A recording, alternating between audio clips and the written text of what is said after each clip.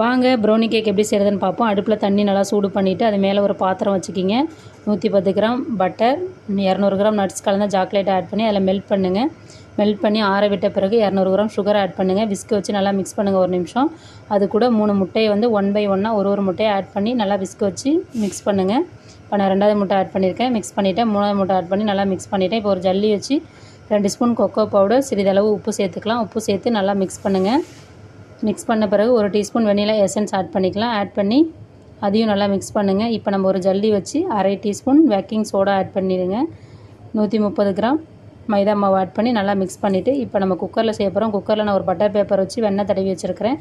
அதில் இப்போ நம்ம ரெடி பண்ணி வச்சுருக்க கேக் மாவை ஊற்றிக்கலாம். இப்போ நான் தோசைக்கல்ல சிம்மில் வச்சு 20 நிமிஷம் ப்ரீஹீட் பண்ணிவிட்டு அந்த குக்கரை வச்சு கேஸ்கட் விசில் எதுவும் போடாத 20 நிமிஷம் மினிமம் தீயில் வச்சு எடுத்திங்கன்னா சூப்பரான சாஃப்டான ப்ரௌனி கேக் வந்து ரொம்ப எம்மியான ப்ரௌனி கேக் தயார்.